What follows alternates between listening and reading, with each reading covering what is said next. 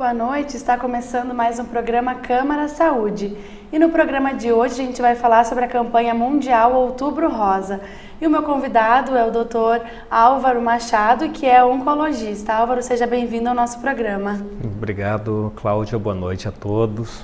Álvaro, a gente começa fazendo um alerta, então, que é sobre o câncer de mama. E o Outubro Rosa, então, faz referência a esse assunto, a importância da conscientização sobre o câncer de mama. Então, a gente começa fazendo um alerta. Hoje é uma das doenças mais comuns entre as mulheres, o câncer de mama. Exato. O câncer de mama ele é o principal câncer feminino, Cláudia. São quase 60 mil novos diagnósticos por ano no Brasil. O aumento da incidência está em torno de 2% ao ano, isso é muito, um crescimento muito significativo. No Rio Grande do Sul, mais do que 5 mil diagnósticos por ano, não é?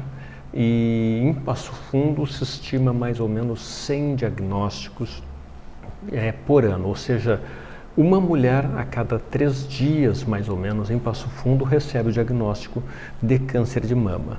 É uma doença muito importante, o câncer é a principal causa de morte entre as mulheres jovens de 40 a 50 anos de idade, e entre os cânceres o câncer de mama é o mais importante nessa faixa etária como causa de morte.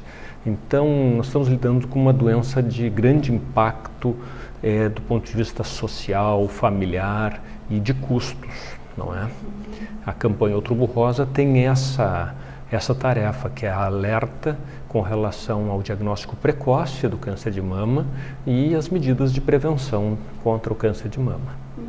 Hoje é uma doença que também afeta mulheres jovens, né?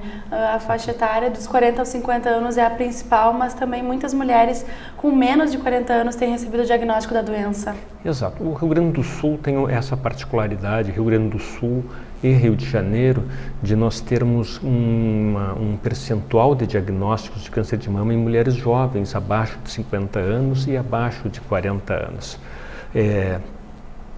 Os motivos são múltiplos, são vários, nem todos eles plenamente conhecidos, mas o importante é que os diagnósticos de câncer de mama abaixo dos 50 anos é cerca de 20 a 25% de todos os casos, não é? E também importante é que o percentual de mortes de mulheres jovens por câncer de mama alcança 25 a 30% do total de mortes por câncer de mama. Então, esse é o motivo principal que a Sociedade Brasileira de Oncologia Clínica, da qual eu participo como diretor, e a Sociedade Brasileira de Mastologia recomendam que todas as mulheres façam a mamografia a partir dos 40 anos de idade, todos os anos, não é? O Ministério da Saúde recomenda a mamografia a partir dos 50 anos de idade a cada 2 anos. Mas as sociedades médicas, junto também com o Colégio Brasileiro de Radiologia, recomendam a mamografia a partir dos 40 anos de idade. E a mamografia é justamente para a gente falar sobre a prevenção. É o exame que faz com que a mulher também diagnostique antecipadamente a doença, né? Quando ela ainda está Exato. num nível não avançado. Então a importância de a gente falar da mulher se cuidar, né? Prestar atenção nos sintomas e também fazer os exames com rotina. Exato.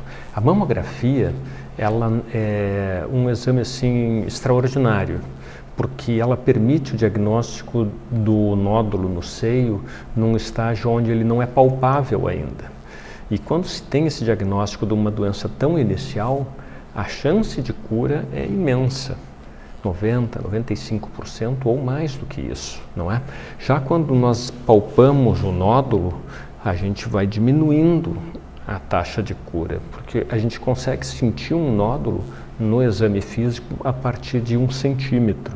E a mamografia detecta lesões menores, de meio centímetro, de 3 milímetros, de 8 milímetros, com imensas chances de cura.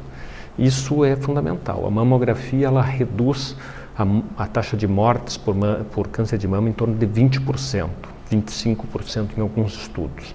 Isso é muito importante. Pensarmos em milhares de mortes por ano, tirar 20% dessa quantidade de mortes com um exame relativamente barato, minimamente desconfortável. Algumas mulheres têm dor durante o exame, mas nada que justifique abandonar o exame pelo benefício que ele pode trazer, não é? É muito importante. Agora, mesmo a doença, quando ela é diagnosticada com um nódulo local no seio ainda, não é? Nódulos, conforme vai aumentando o tamanho do nódulo, conforme aparecem ínguas, não é? Os linfonodos na axila comprometidos pelo tumor, as taxas de cura vão diminuindo. Mas não significa que não exista a chance de cura, não é? Só que a custo de tratamentos mais prolongados, mais intensos e mais complexos, não é? Então, isso tudo, o que se pretende, o que é diminuir custos, aumentar a taxa de cura com mamografia. Muito barato e muito eficaz. Álvaro, além do nódulo, quais outros sintomas que a doença apresenta que a mulher pode ficar atenta também, procurar a ajuda, né, de um especialista? Tem algumas coisas que as mulheres devem observar, não é?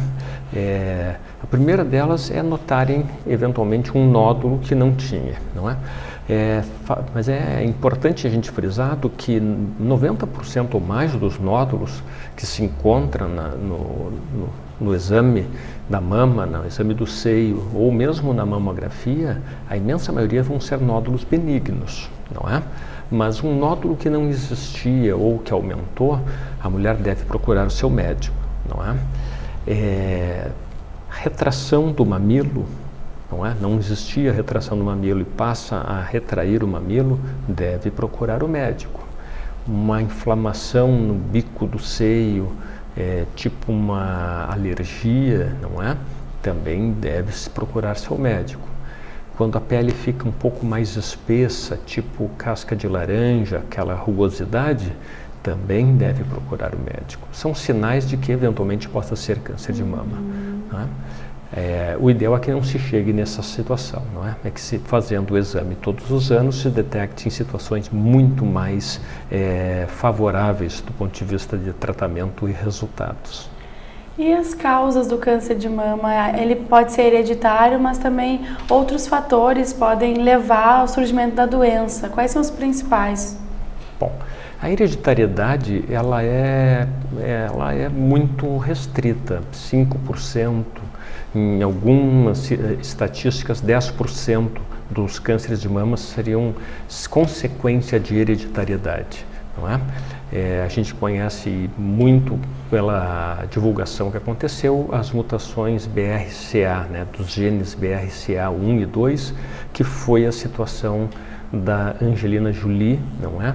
Aquela artista de cinema muito famosa que acabou fazendo a cirurgia profilática, não é? Ou de redutora de risco, que seria o nome correto, tirando os dois seios antes de aparecer a doença. Isso porque algumas mutações, entre elas o BRCA, a mutação do BRCA, traz uma taxa, um risco de aparecer o câncer de mama durante a vida da mulher muito elevada. 70%, 80%, 85% de chance de desenvolver o câncer de mama durante a vida. Então, a cirurgia de retirada antecipadamente dos seios, não é? É uma medida de redução de risco. Tem outros riscos além do câncer de mama nessas mutações. Mas isso são situações incomuns, algumas raras. O mais importante de tudo são fatores hormonais e fatores que a gente considera hábitos de vida, não é? Os fatores hormonais dificilmente a gente consegue manejar de uma forma mais adequada do ponto de vista de prevenção. Mas mulheres que têm menopausa precoce, menopausa tardia após os 50 anos ou menarca, que é o início da menstruação precocemente, antes de 12 anos, elas têm um risco aumentado para câncer de mama. Não é? Mulheres que fazem reposição hormonal na menopausa por períodos prolongados, além de 3, 5 anos, elas têm um risco aumentado para câncer de mama. Outros fatores familiares, risco familiar, não falando do risco genético, não é?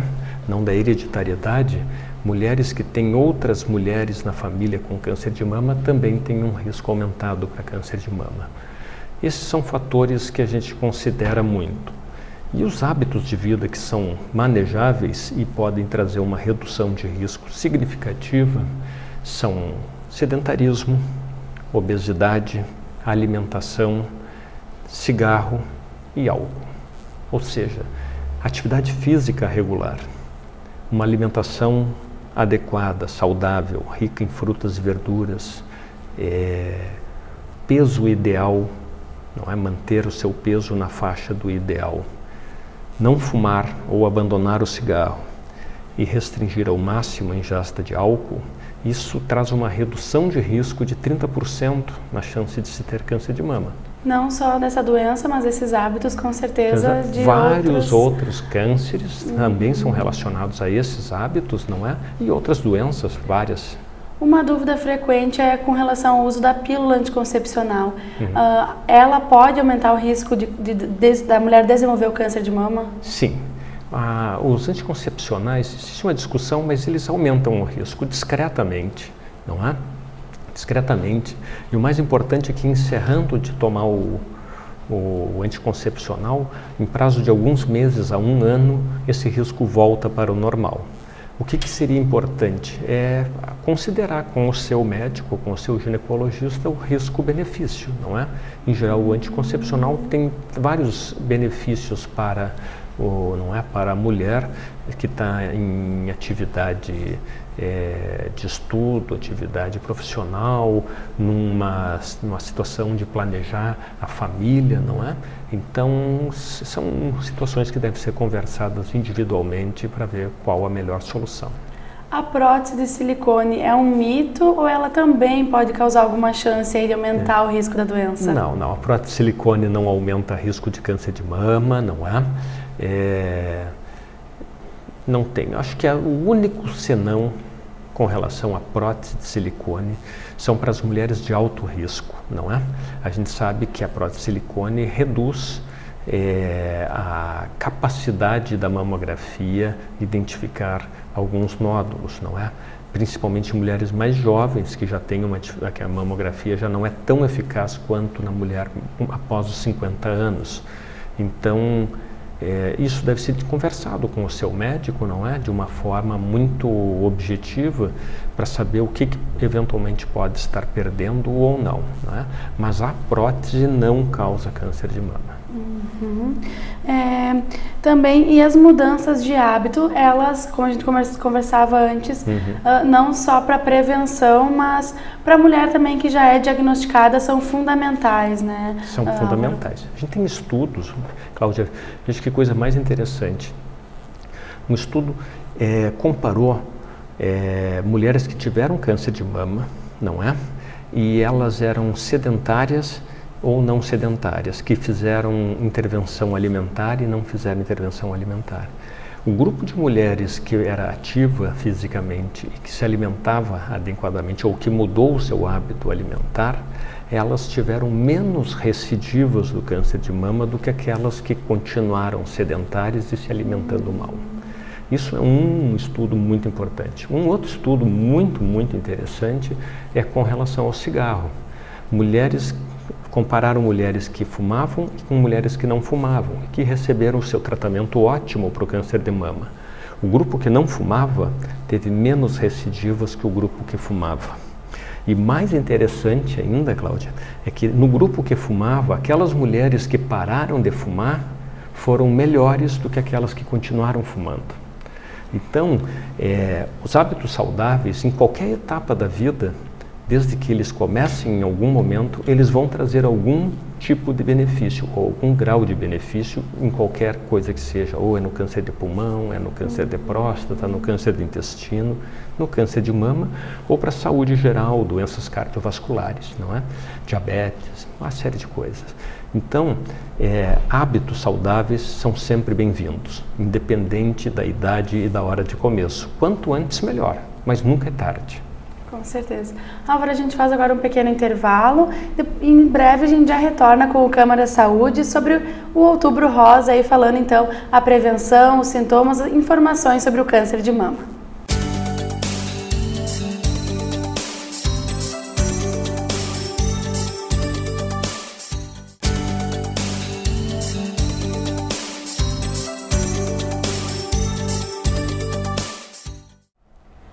estamos de volta com o Câmara Saúde, que destaca hoje o Outubro Rosa, mês de prevenção ao câncer de mama. E aqui comigo o médico oncologista Álvaro Machado.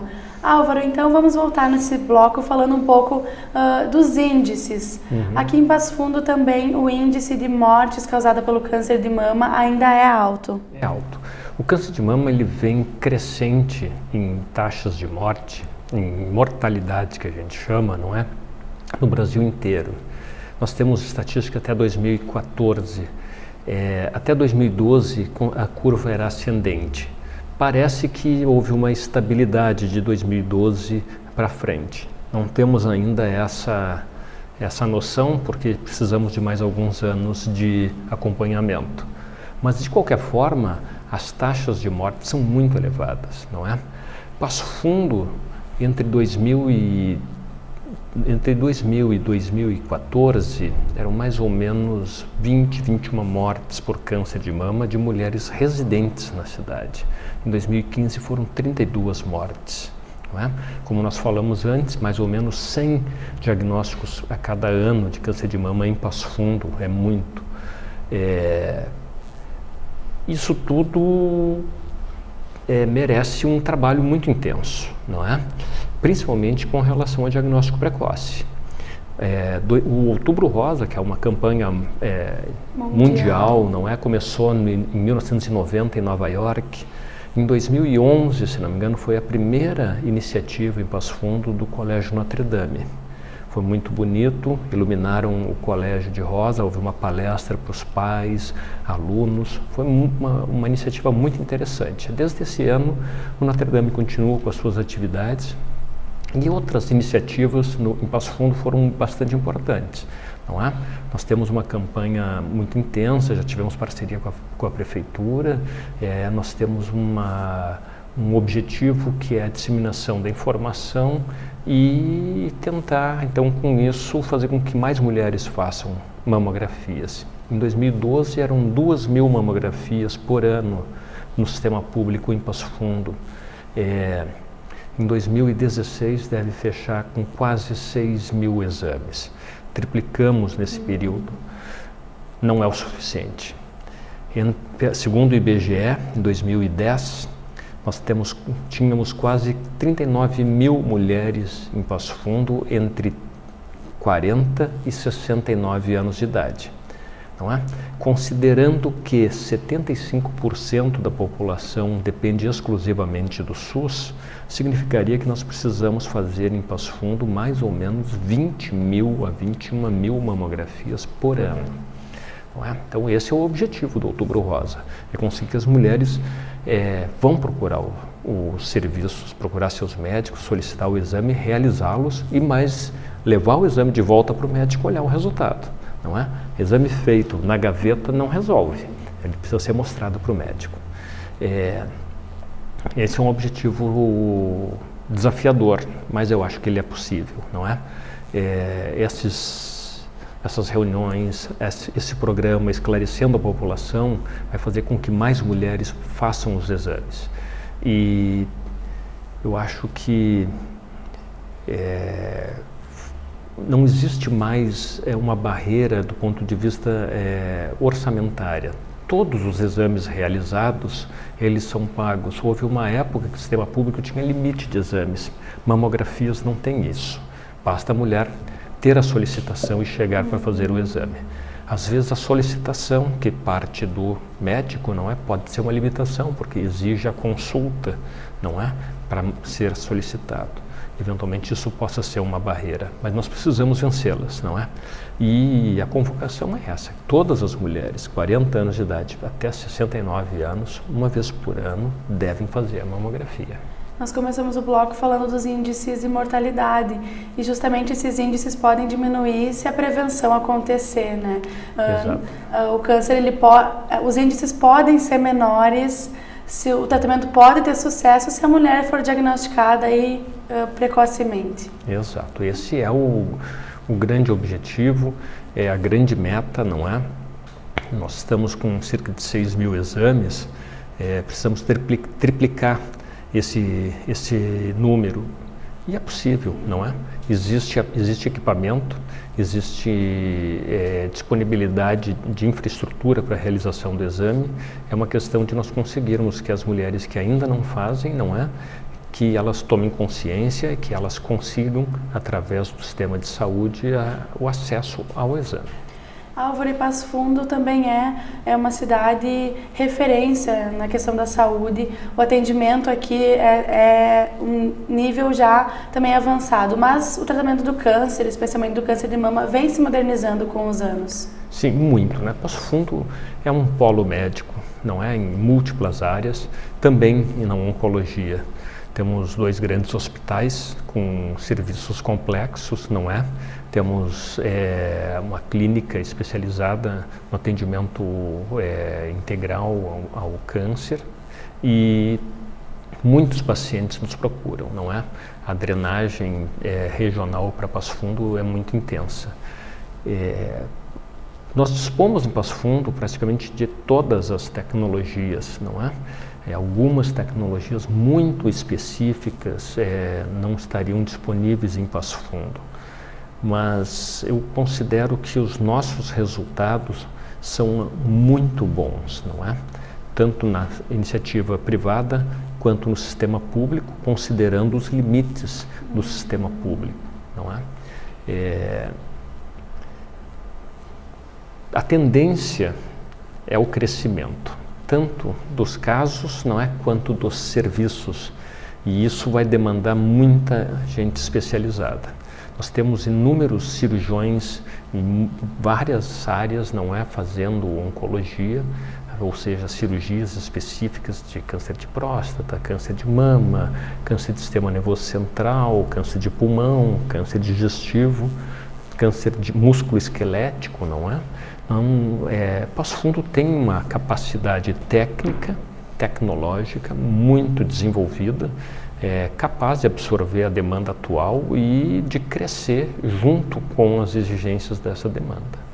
E depois de diagnosticado o câncer, quais são os tratamentos? O tratamento do câncer ele é basicamente três áreas médicas, não é? A cirurgia, a radioterapia e o tratamento medicamentoso, não é? Se chamava quimioterapia. Hoje a gente tem o tratamento do câncer muito mais do que a quimioterapia. Quimioterapia, hormonoterapia, imunoterapia, que é hoje a grande evolução em múltiplos tumores e provavelmente vai se espalhar para vários outros, não é? E terapia-alvo. Tem outros medicamentos que a gente chama de adjuvantes. Os dois grandes fatores que levaram a melhora nas taxas de cura do câncer de mama e do câncer em geral, mas do câncer de mama especificamente, a primeira delas foi a mamografia e a segunda foram os tratamentos, não é? Quanto mais especializado, quanto mais tecnologicamente evoluído o acesso ao tratamento e esse tratamento aplicado de forma adequada em tempo hábil, aumenta a chance de cura pelo câncer de mama, não é? Então, esses dois são os 2 pilares que a gente vem trabalhando. Diagnóstico precoce e tratamentos adequados. A prevenção é importantíssima, né? Mas aí um pouco ultrapassa, como nós vemos, a questão de hábitos pessoais, não é? Ou populacionais, e isso merece também uma intervenção governamental do ponto de vista de estimular os hábitos saudáveis, não é? Limitando o cigarro, limitando a propaganda de bebidas alcoólicas, a restrição de acesso à bebida alcoólica, tudo isso são medidas políticas, não é? Mas a questão do câncer, o nosso grande problema atual e mais ainda no futuro é o custo do tratamento, não é? Os medicamentos e as novas tecnologias estão chegando com um custo muito elevado, não é? Isso limita o acesso. Agora, domingo, acabou o Congresso Europeu de Oncologia e na Europa, em múltiplos países, não todos, mas quase todos do leste, da Europa Ocidental, Só 30% dos pacientes têm acesso à imunoterapia para melanoma, que é o tratamento hoje mais adequado.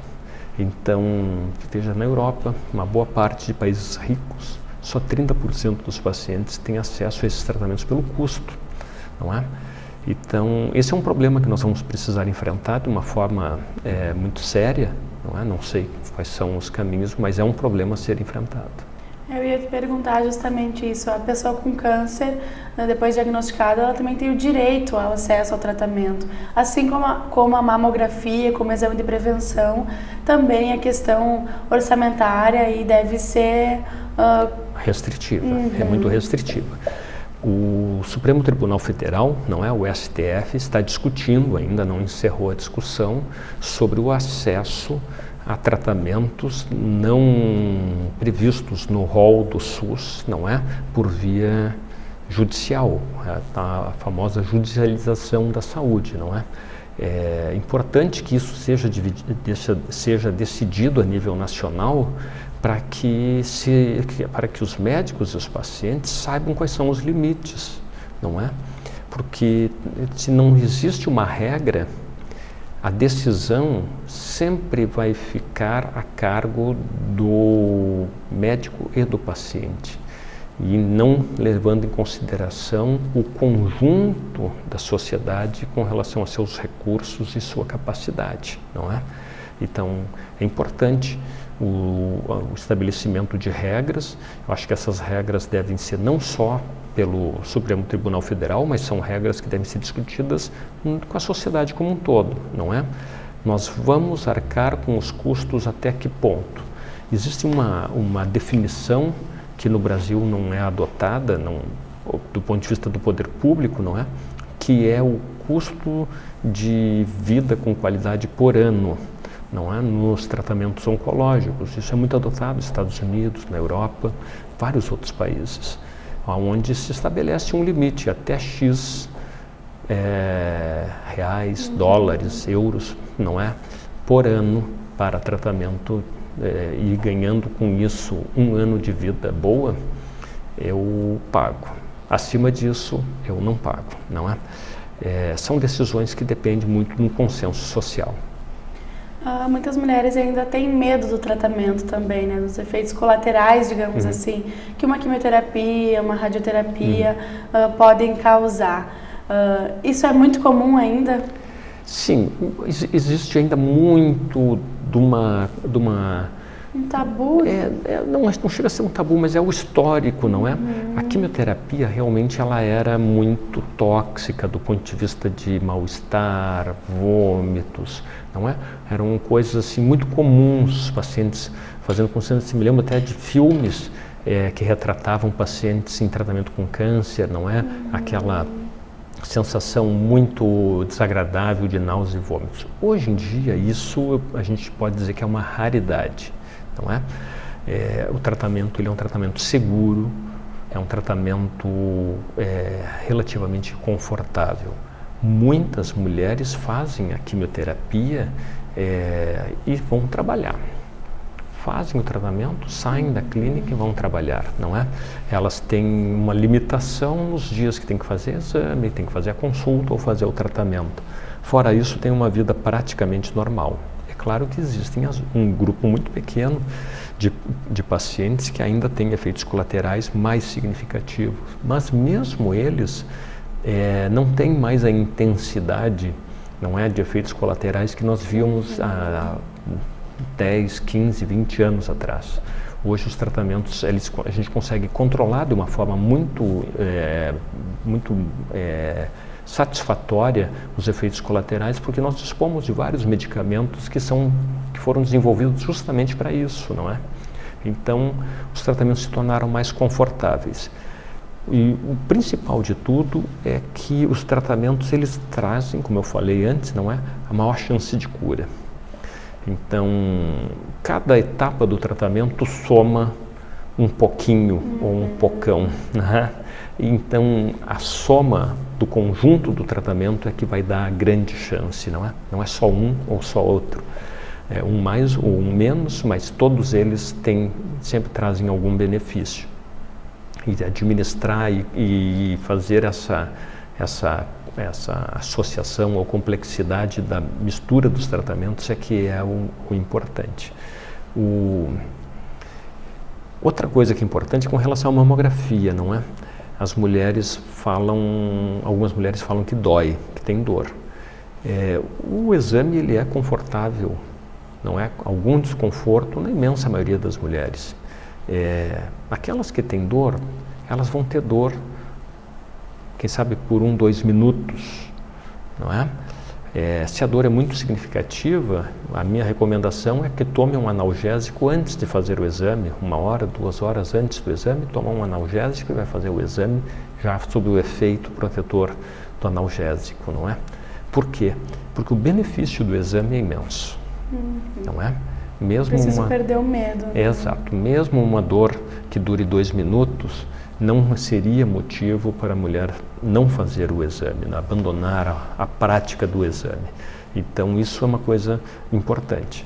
Mas, assim, perda de cabelo, não é? Isso é um efeito colateral significativo do ponto de vista da autoimagem da mulher, não é?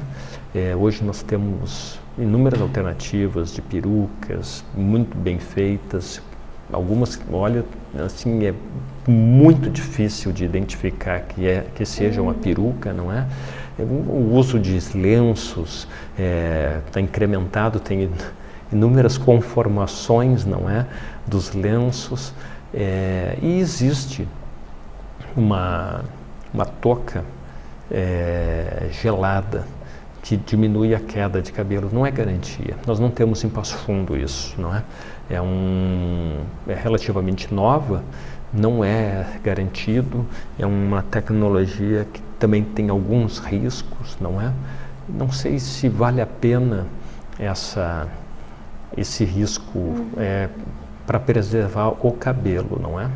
Algumas quimioterapias para alguns tumores em situações específicas não cai o cabelo, não é? Quimioterapia, múltiplos medicamentos, mais do que 50, 100 medicamentos diferentes, não é? Que podem ser usados de várias formas e associados entre si. Então, tem alguns esquemas de tratamento que não derrubam o cabelo, não é? Mas eles têm uma indicação precisa. Nunca trocaria um tratamento mais eficaz que cai o cabelo por um tratamento naquela situação menos eficaz que não cai o cabelo, não é? Isso não seria razoável. Álvaro, o nosso programa está chegando ao fim. Só peço para que tu deixe rapidamente uma orientação, né, para as mulheres, tanto as que ainda não são diagnosticadas, mas aquelas que já foram diagnosticadas com câncer de mama. Bom, a orientação que eu dou com relação às mulheres que não têm o diagnóstico de câncer de mama é a mamografia anual, não é, a partir dos 40 anos de idade. Procure seu médico. Aquelas que não fizeram os exames esse ano, por favor, vão fazer, não é? Aos homens que estão nos assistindo, conversar com as suas mulheres, não é? Mãe, irmã, esposa, vizinha, tia, sobrinha, amiga, insistir que elas façam o exame. Isso salva vidas, não é? Aquelas que têm o diagnóstico de câncer de mama, que sigam rigorosamente as orientações dos seus médicos, não é? Ele está lá para lhe ajudar, para fazer o melhor por você. É claro que as decisões, muitas vezes, elas são compartilhadas, não é? O médico sugere o que seja melhor e o paciente deve concordar ou não, não é? Pode ter outras opções e deve ser respeitado. Mas o tratamento do câncer hoje, ele é, em geral, confortável, seguro, não é? E ele adiciona muito tempo de vida e qualidade de vida, não é? Então, mesmo doenças avançadas hoje são passíveis de controle por muitos anos. É importante que converse com o médico, discuta as opções e faça o tratamento comprovado, não é? Não vamos trocar o que é comprovado e eficaz por um benefício provável ou improvável de uma novidade que não tem nenhuma fundamentação científica. Ótimo. Álvaro, a gente agradece a tua presença, também as tuas orientações. O Câmara Saúde de hoje fica por aqui. Nós voltamos na próxima semana, então. Obrigada também pela sua companhia e uma ótima noite.